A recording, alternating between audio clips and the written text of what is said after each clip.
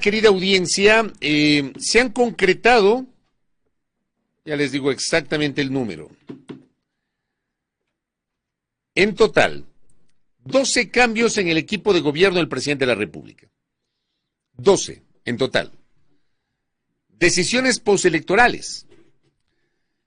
Titularizaron a Stalin Andino como secretario jurídico de la presidencia. Titularizaron a Inés Manzano como ministra de Energía y Minas, cartera de la cual en su condición de ministra del Ambiente estuvo encargada desde octubre pasado cuando renunció Antonio Goncalves. Ahora no es más ministra del Ambiente, sino exclusivamente ministra de Energía y Minas titular. Se encargó el Ministerio del Ambiente a María Cristina Recalde. Se encargó el Ministerio de Inclusión Económica y Social a Harold Burbano porque a la ministra Zaida Rovira la nombraron como gobernadora de la provincia del Guayas. Fue designada Eliana Quirós como directora de la Unidad del Registro Social, Eva Mera como directora del Instituto Nacional de Estadísticas y Censos INEC. Se encargó el Ministerio de la Producción a Carlos Saldumbide, ex director ejecutivo de la Cámara de Comercio de Quito, y Luis Alberto Jaramillo, que se desempeñaba como ministro de la Producción, pasó al Ministerio de Economía y Finanzas, como ministro titular en reemplazo de Juan Carlos Vega. Edgar Lama fue designado ministro de Salud Pública. Entiendo que Edgar Lama, que no es un médico, es un abogado, tiene un parentesco con la familia Lama, que son los propietarios de la Clínica Kennedy de Guayaquil. Víctor Hugo Andrade como director del Servicio Nacional de Atención Integral a Personas Adultas Privadas de la Libertad y Adolescentes Infractores SNAI. Y Fausto Buenaño, ministro del Interior. Son los 12 cambios. Los últimos 3 cambios, Lama, Andrade y Buenaño, fueron confirmados al filo de la medianoche del sábado, amanecer domingo, por parte de la Secretaría de Comunicación de la Presidencia de la República. Pongamos el primer comunicado, por favor, que es el comunicado que circuló, como les digo, cerca de la medianoche del sábado, amanecer domingo. La Secretaría de Comunicación de la Presidencia informa que mediante decretos ejecutivos el presidente de la República, Daniel Noboa Sin, dispuso cambios en el gabinete ministerial. Edgar Lama asumirá el Ministerio de Salud Pública, Fausto Buenaño estará al frente del Ministerio del Interior y Víctor Hugo Andrade dirigirá el Servicio Nacional de Atención Integral a Personas Privadas de la Libertad de SNAI. Estas designaciones responden al continuo compromiso del gobierno de robustecer la gestión en áreas claves para el país. Agradecemos a los titulares salientes por su compromiso y dedicación en esta primera etapa de transformación. En especial, reconocemos la labor de la señora Mónica Palencia, quien como titular de una de las instituciones estratégicas del país, desempeñó un papel fundamental en la consolidación de políticas orientadas a la seguridad y el bienestar de los ecuatorianos. Seguimos avanzando con decisión en la construcción de un país más seguro y justo para todos. Gracias. Yo no sé realmente cuál es el reconocimiento especial para la señora Palencia. Durante 15 meses, la abogada Mónica Palencia demostró que no estaba a la altura de las circunstancias para manejar una cartera de semejante envergadura como la cartera del Interior. Y a las pruebas me remito. Que cada quien puede tener la opinión que quiera sobre la gestión de una autoridad. Pero la gestión de una autoridad habla con base en los resultados. ¿Y cuáles son los resultados que ha ofrecido la gestión de la ministra Palencia? ¿Qué ve las cifras? Las cifras en frío. Una ministra que más se destacó por la altisonancia en sus declaraciones, por el ninguneo también en varias de sus actuaciones, por la manera como frente a la Asamblea Nacional decía, se golpeaba el pecho y decía, mis manos no están manchadas de sangre. Y se enojaba por la crítica. Una ministra que dejó mucho que desear sobre su gestión y que en las últimas semanas había guardado silencio.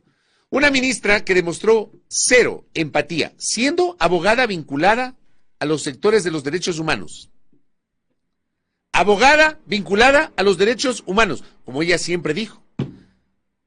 Como dijo una vez en la Comisión de Fiscalización, donde ciertamente hubo una actitud descomedida, como lo dije en su momento, por parte de ciertos legisladores y legisladoras con la ministra. Porque las cosas hay que criticarlas y comentarlas en su integralidad. Pero la ministra decía, tú no conoces mi historia, decía una legisladora. Yo he estado vinculada a los derechos humanos. Bueno, ¿qué dijo la ministra cuando se conoció de la retención, desaparición y posterior hallazgo de los cuerpos sin vida, calcinados, de 4 niños de las Malvinas, siendo una defensora de los derechos humanos. ¿Qué ha dicho la ministra Palencia sobre el asesinato de una niña de menos de 3 años, víctima, entre comillas, colateral, como les gusta denominar, de un ataque por parte de sicarios en el cantón Huaquillas, en la provincia del Oro? ¿Dijo algo la ministra sobre la muerte de una bebé de 11 años de edad, víctima colateral de un ataque de sicarios en el cantón Sucre, provincia de Manabí? Porque para el gobierno, además, y para algunas autoridades del gobierno, resulta que aquí hay personas sobre las cuales sí amerita pronunciarse cuando ocurren hechos como estos. Pero para los ciudadanos de a pie, mutis camino al foro. Una abogada vinculada a los derechos humanos. Una abogada que, en su última declaración como tal, como ministra del Interior, esta última declaración la hizo el sábado. Esta declaración fue publicada por el portal La Historia, cerca de las 10 de la noche del sábado 15 de febrero. Momento crítico, decía La Historia. La ministra del Interior, Mónica Palencia, dijo que los grupos criminales aumentaron su nivel de violencia buscando amedrentar al gobierno, pero no conseguirán su objetivo. Adelantó. Escuchemos a la ministra. Póngale, por favor. Estamos en un momento crítico. Los criminales han incrementado su nivel de violencia y han apostado por la generación de caos con la clara finalidad de amedrentar al gobierno. Pero al gobierno nacional nadie lo amedrenta. No permitimos ni permitiremos que la violencia dicte nuestras vidas, ni que el crimen organice su propio dictado. Hoy sí, hoy lo estamos enfrentando como nunca antes. La construcción de un entorno seguro, Carlos, requiere no solo acción, sino también una visión estratégica y un compromiso colectivo para proteger a quienes arriesgan su vida en la lucha contra los grupos armados organizados. En ello estamos comprometidos. En ello estamos comprometidos, decía la ministra, ¿no? En una declaración que, claro, empieza a leer porque son rápidos parados. O sea, ni siquiera son cosas que le salen de forma espontánea, ¿no? Redactan y luego leen. Y repite un lugar común. Los grupos criminales aumentaron su nivel de violencia buscando amedrentar al gobierno, pero no conseguirán su objetivo. Eso lo hemos escuchado durante 15 meses. Lo mismo, la misma narrativa. Y la señora estuvo al frente del sector seguridad. Sería interesante, por ejemplo, hacer una mirada retrospectiva para no irnos tan lejos, ¿no? A los episodios de los últimos días, de las últimas semanas, días y semanas.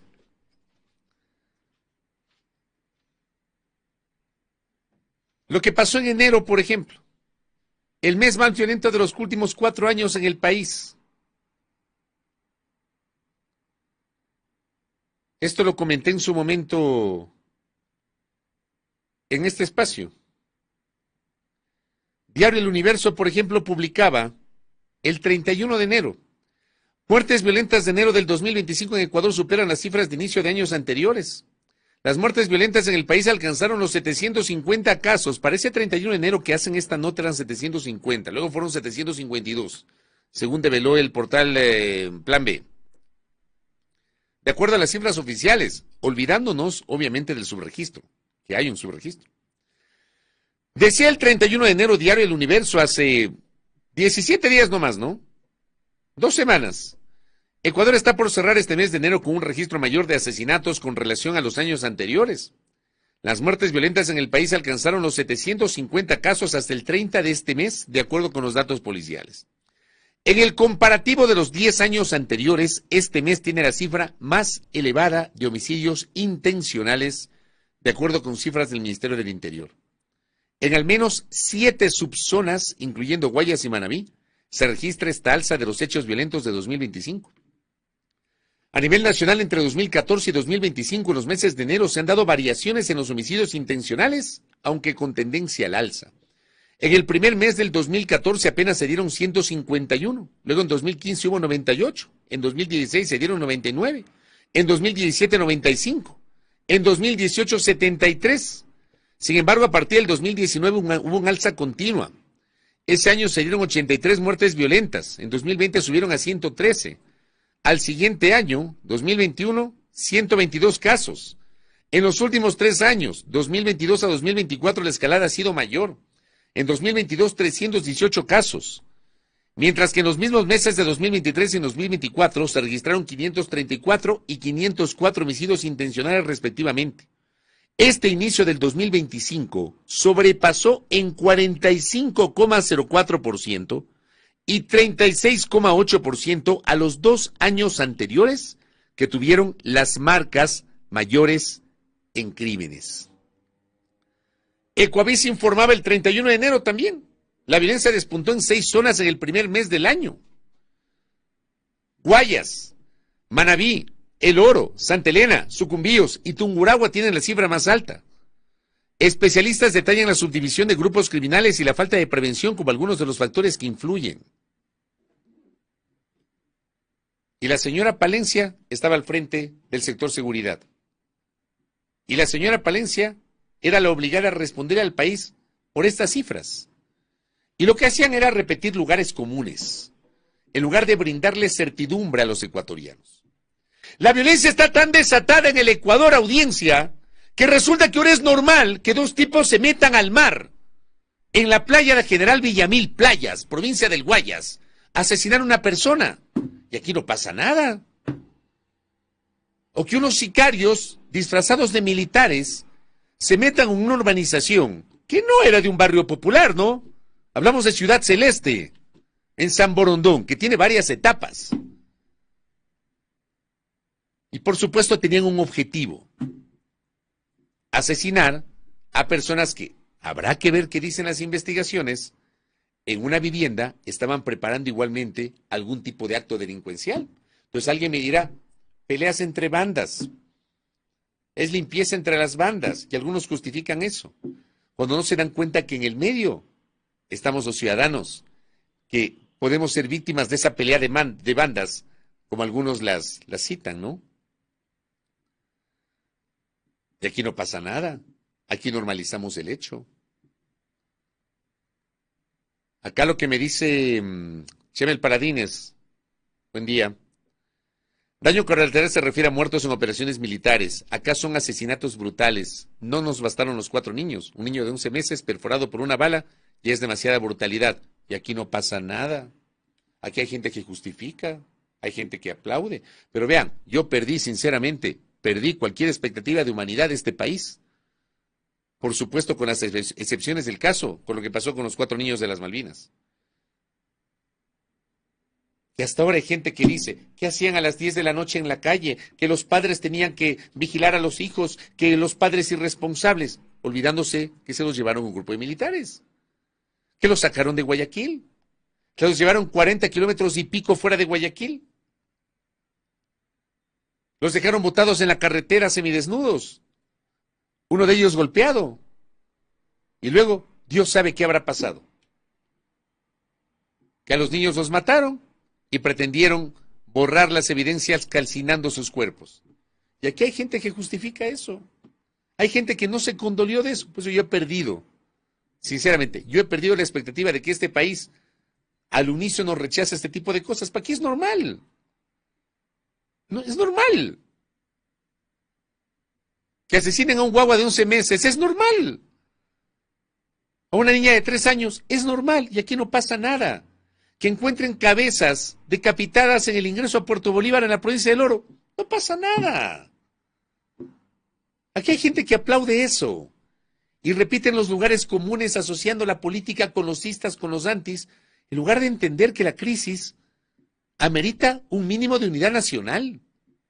Y dentro de unidad nacional no significa darle patente de corso al gobierno de turno para que haga lo que quiera, sino que tengamos sentido crítico, apoyar lo que haya que apoyar, por supuesto, pero cuestionar también lo que haya que cuestionar.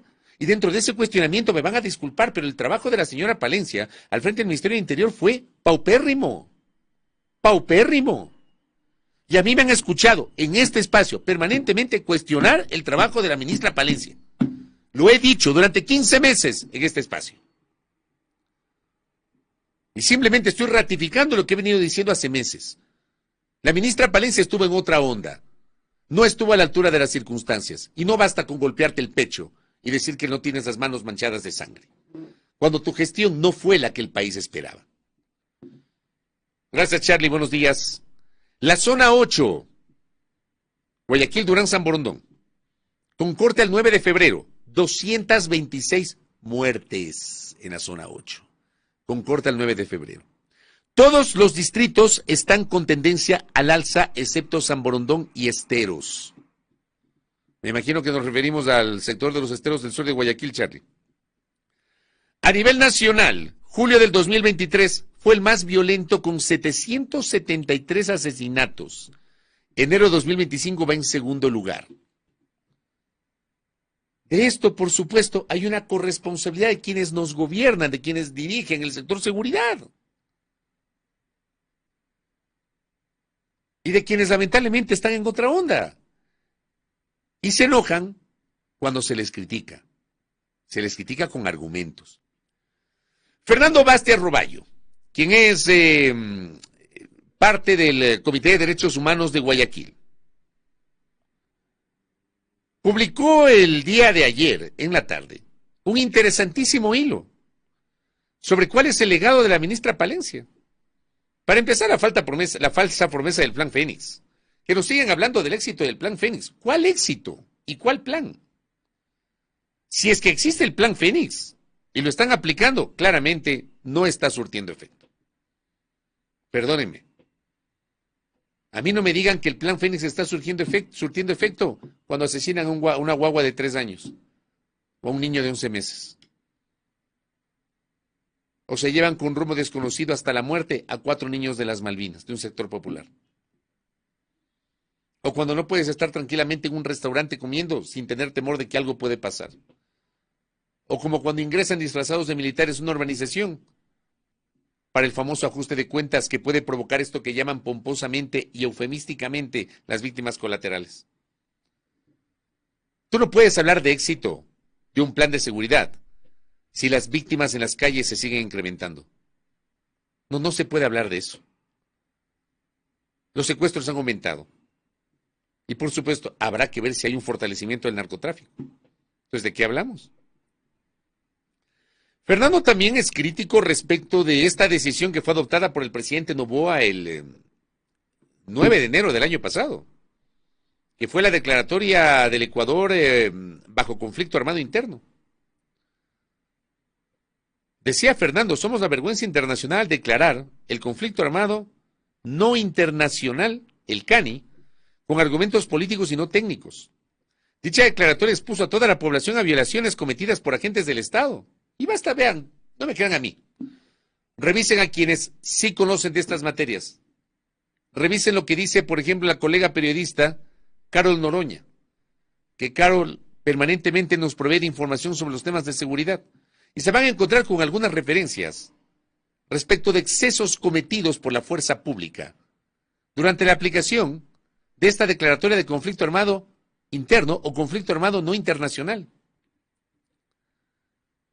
Lo de la invasión a la Embajada de México, que para algunos el fin justificaba los medios. Yo soy de los que cree que nunca el fin justifica los medios. Justificas una vez, vas a justificar siempre. Y cuando te afecte a ti, ahí te vas a dar cuenta que el fin no justifica los medios. Ahí hubo una clara violación al derecho internacional, reconocido por la comunidad internacional al unísono. Solamente nosotros, acuérdense ustedes de la resolución de la OEA. El Salvador se abstuvo y nosotros votamos en contra de la resolución. El resto de países, 29 países creo que fueron, nos condenaron. Que fue una condena,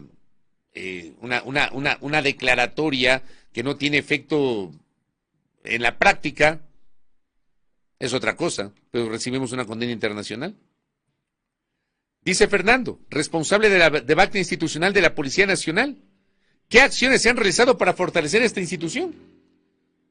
Ya yo le añado, ¿qué acciones se han realizado para depurar la Policía Nacional? ¿Han logrado depurar a la Policía Nacional? ¿Han hecho algo? ¿Han identificado los malos elementos? ¿Los han sacado? Victimización frente a las críticas. Lo que decía Fernando, lo que decía, se golpea el pecho, diciendo que está en riesgo cuando no ha tomado ninguna decisión real contra el crimen organizado. Se escuda en el exitoso plan de seguridad mientras hay sangre en las calles. Si tienes sangre en las calles, no puedes hablar del éxito del plan de seguridad, si es que hay un plan de seguridad.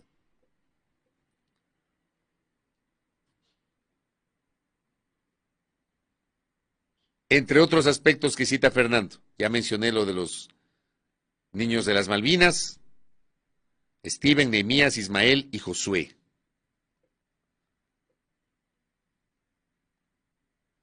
Hay algunas referencias que hace Fernando. Muy interesante el hilo que ha publicado, con absoluto sentido crítico, como tiene que ser, sobre la situación de inseguridad que estamos viviendo. Revisemos una nota que publicó ayer el portal Primicias. Una nota del colega Alexander García. Desapariciones en Ecuador. Más de 800 casos seguían sin resolver hasta finales del 2024, según el Ministerio del Interior. El año pasado se reportaron 6.874 personas desaparecidas en el país y casi 400 fueron halladas sin vida. Pichincha y Guayas registran las mayores cifras. Alertan del incremento de desapariciones forzadas. Pero algunos defienden. Es el costo de la guerra, dicen algunos, ¿no? Los casos de personas reportadas como desaparecidas que siguen en investigación o sin resolver a finales de cada año se han ido incrementando desde 2021 en más de 100 reportes anuales en el Ecuador, mientras que las desapariciones que terminaron en el hallazgo de las víctimas sin vida se situaron en alrededor de 400 casos, tanto al final del 2023 cuanto el 2024. El año pasado se reportaron 6.874 personas desaparecidas, de las cuales 394 se hallaron fallecidas. Sin embargo, 828 casos seguían en investigación al cierre del 2024, casi 100 más que el año precedente, según la base de datos del Ministerio del Interior. Los casos sin resolver aumentan en un 13%. Aunque el aumento total de desapariciones se redujo el año pasado frente a los 7.975 reportes de 2023, los casos graves que terminaron en muerte se mantuvieron al mismo nivel, mientras aquellos sin resolver crecían un 13% en un contexto de militarización. Pichincha se ubicó como la provincia con más personas desaparecidas con 1.704 reportes, sigue de cerca por Guayas con 1.529, las dos provincias más pobladas del país. ¿Qué ha dicho la ministra Palencia sobre esto, más allá de repetir lugares comunes, como el del video, en donde ella dice que los grupos criminales aumentaron su nivel de violencia buscando amedrentar al gobierno, pero no lo conseguirán? ¿Qué ha dicho la ministra sobre las desapariciones? ¿O qué ha dicho, por ejemplo, la ministra sobre este detalle que no puede pasar desapercibido? Militares decomisaron un fusil, droga y casi 800 municiones en la penitenciaría del Litoral. Las Fuerzas Armadas también ingresaron a La Roja y la cárcel regional. Una nota publicada el día de ayer, al final de la tarde, en el portal web de Coavisa. Un fusil, droga y casi 800 municiones fueron decomisados entre el 14 y 15 de febrero, o sea, entre viernes y sábado, en la penitenciaría del Litoral, según informaron los militares. Los militares ejecutaron operativos en ese reclusorio luego de intervenir la cárcel regional y La Roca, la prisión de máxima seguridad donde está preso, por ejemplo, el ex vicepresidente Jorge Glass. En esas prisiones no hubo novedades. Además del arsenal y las drogas, porque si dices 800 municiones es un arsenal, en la denominada Penny se halló 2 toletes, un cuchillo, 2 cargadores de celulares, un cable USB, 2 auriculares, vestimenta de agente penitenciario, 2 pipas artesanales para conseguir marihuana y 4 celulares. Más temprano, la Policía Nacional informó que 3 reclusos de la misma penitenciaría fueron hallados sin vida en 3 pabellones distintos, aunque sus decesos fueron reportados de manera simultánea este sábado. Y hay gente que no se escandaliza sobre esto, ¿no? que termina siendo un mega escándalo. 800 municiones bajo control militar en los centros penitenciarios, decía Fernando Bastias. ¿Por qué no nos perturba esta noticia? Porque aquí hay un segmento de la sociedad que aplaude y que todo politiza. Porque enseguida lo asocian a los istas y los antis. Por eso es que no nos escandaliza, lamentablemente, este tipo de noticias o no escandalizan a un segmento de nuestra sociedad. Y así se va la ministra Palencia del cargo. Ahora, la ministra Palencia se va del cargo.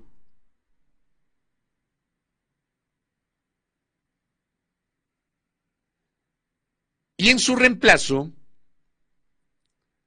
ha sido nombrado el general Fausto Buenaño Castillo.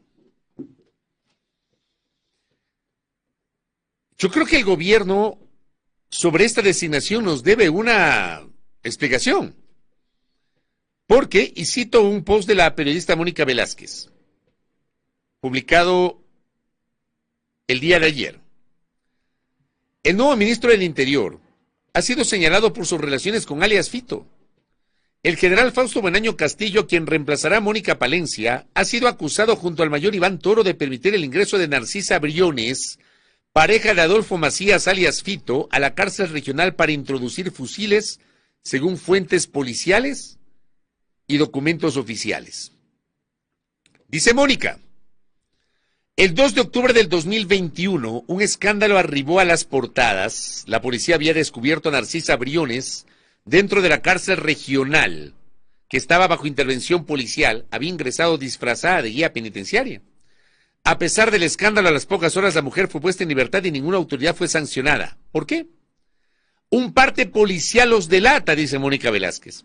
Una de las fuentes policiales con las que hablé, quien fue testigo de los hechos, dice la colega, asegura que alias Fito negoció la salida de Narcisa Briones a cambio de entregar 2 fusiles, ya que no quería que su esposa se enterara de su relación sentimental con otra mujer, quien además era pareja de un policía en servicio activo. El parte policial registra esta versión.